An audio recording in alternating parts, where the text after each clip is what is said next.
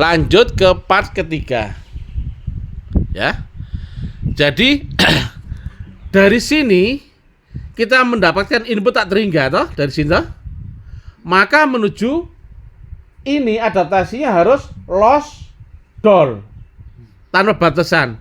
Jadi kau mendapatkan input tak terhingga, output pun juga harus bisa tak terhingga.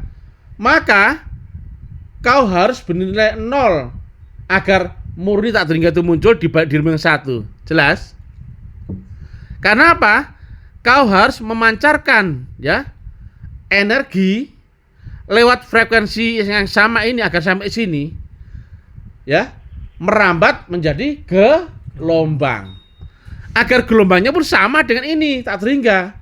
Kalau pukulanmu misalkan 1300 watt, apalagi sampai sini nyik gitu enggak? Tapi kalau pukulanmu ya apa-apamu ya, sholatmu, doamu itu bernilai potensi tak terhingga, merambat lewat frekuensi tak terhingga, ya namanya tak terhingga, walaupun kali jarak berapapun, kalau kali tak terhingga kali berapapun tetap tak terhingga, maka nilai gelombangnya di dirimu dan Allah pun sama-sama tak terhingga. Jelas? Jelas? Tetapi ingat ya, di sini ada dua sistem, sistem metafisika dan ini sistem fisika. Inilah disebut sistem iman, ini disebut sistem Islam. Ya. Bayangkan ya, bagaimana kau menuju Tuhan yang tak terdefinisi, tak tahu dia di mana, antah berantah, yang namanya enggak jelas. Allah, apa Sang Hyang Widi, atau Gatot, apa siapa? Dul Kamit, Dul Gembuk. Betul enggak? Yang lainnya kami sisai enggak mungkin bisa kau jangkau. Tetapi kalau kau dapatkan frekuensinya, berarti kau dapatkan alamatnya. Karena ini memakai alamat frekuensi. Jelas ya? Kalau frekuensi yang sama, tadi uji garis bertala, pasti getar-menggetar. Masalahnya, getaranmu kepada Tuhanmu itu, apakah bisa sampai kepada limit tak terhingga? Kalau pukulanmu cuma 30 joule, apalagi ke sini getaran cuma nyik gitu dah. Kecuali ya dari sini memancarkan getaran tak terhingga lewat frekuensi yang sama, ke sini tak terhingga juga. Berarti nilaimu akan seperti ini. Frekuensinya sama. Lihat sini sama. Tadi ya, gelombangnya sama berarti. Kemudian potensinya sama.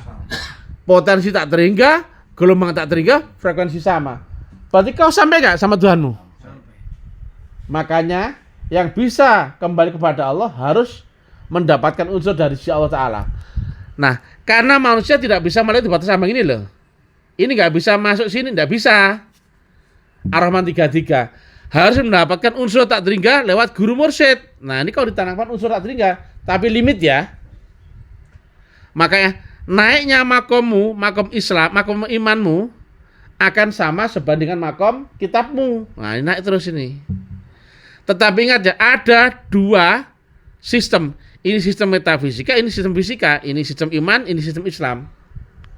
Karena apa? Teknologi metafisika, walaupun itu metafisika, prakteknya di alam fisika.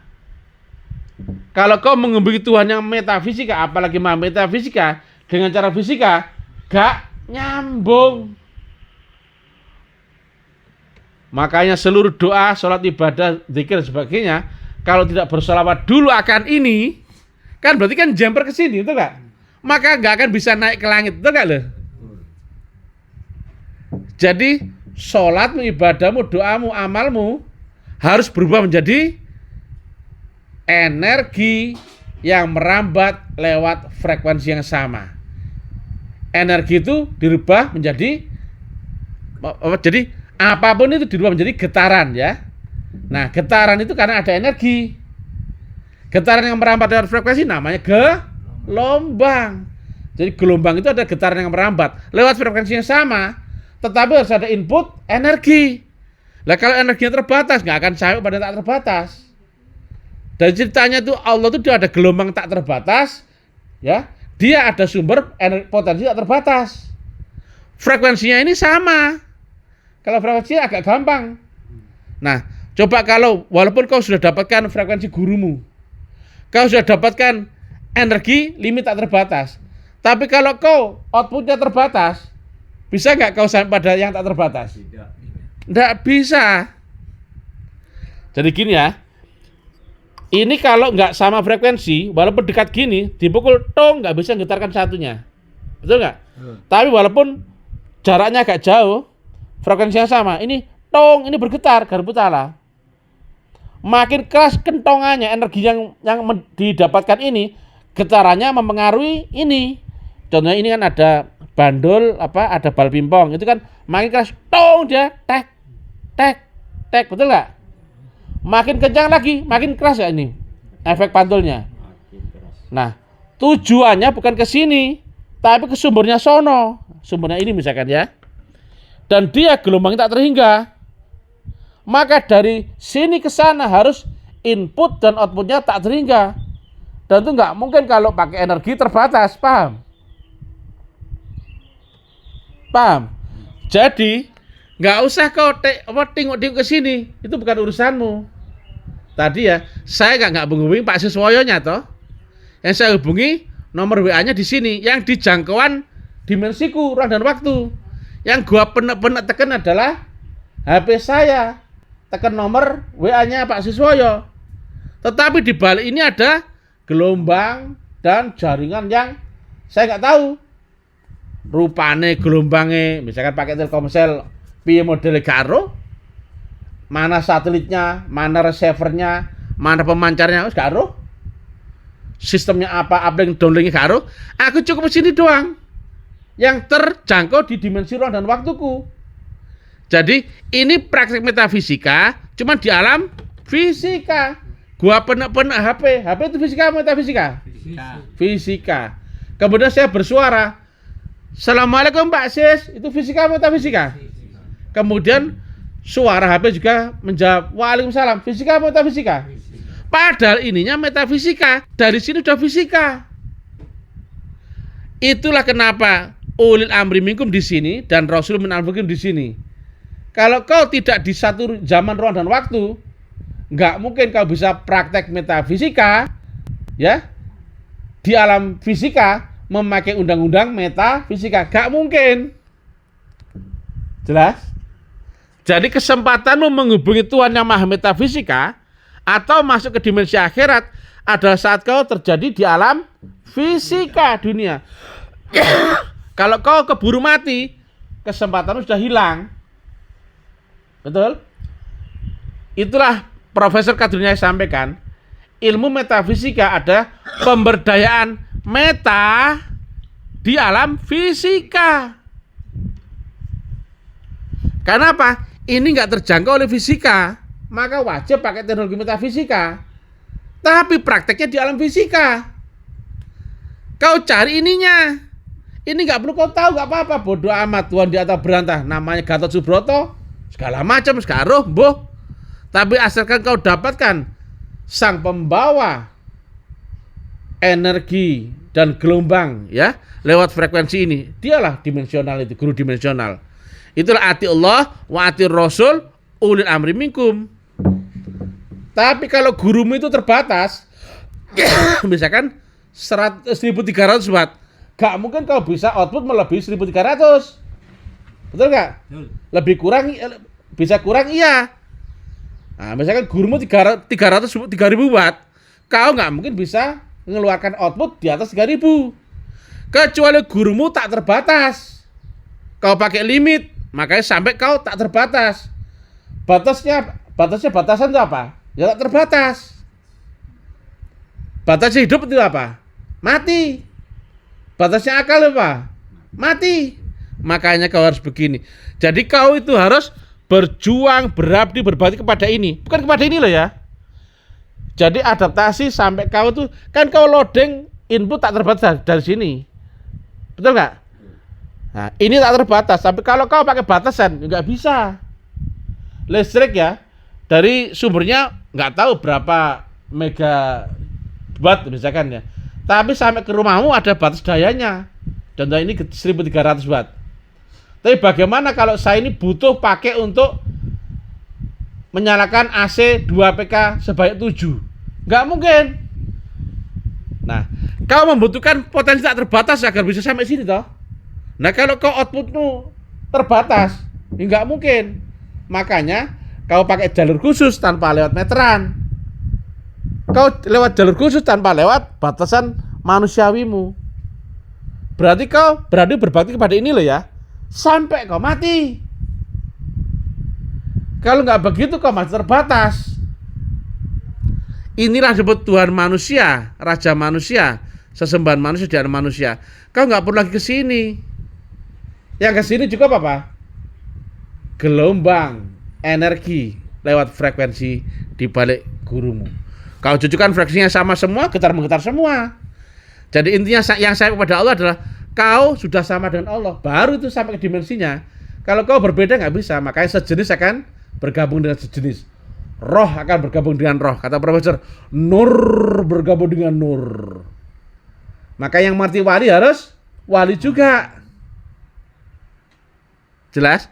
Bisa nggak sampai ke sini tapi masih berupa badan kasar, nama, wujud, sifat? Nggak bisa.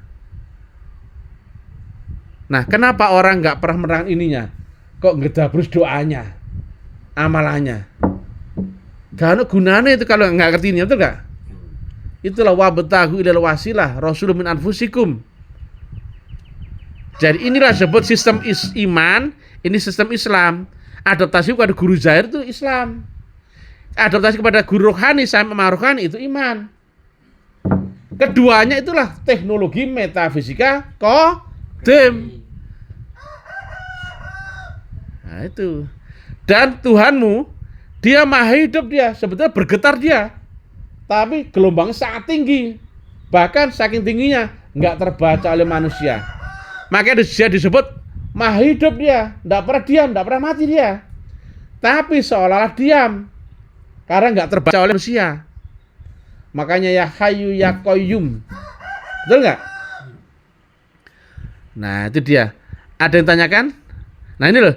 Jarak tak terhingga. Nah kalau kau memakai hukum pakai cara fisika, nembak burung 100 meter susah. Apalagi 100 kilo yang nggak kelihatan lagi burungnya, betul nggak? Tapi kalau kau dapatkan frekuensinya, biar dimanapun dia kena itu. Prinsip tadi toh, jika ada pada frekuensi yang sama, pasti getar-menggetar. Cuman masalahnya, vibrasimu apakah sampai pada vibrasi tak terhingga? Kalau cuman tek, nggak bisa. Betul nggak? Tuhan itu adalah gelombang tak terhingga, potensi tak terhingga, frekuensi itu doang. Di luar frekuensi Tuhan sudah bukan Tuhan lagi. Jadi alamat Tuhan adalah frekuensi. Maka siapa disebut Tuhan? Adalah ini Tuhan. Ini Tuhan langit, ini Tuhan dunia. Itulah ati Allah wa ati Rasul wa ulil amri minkum.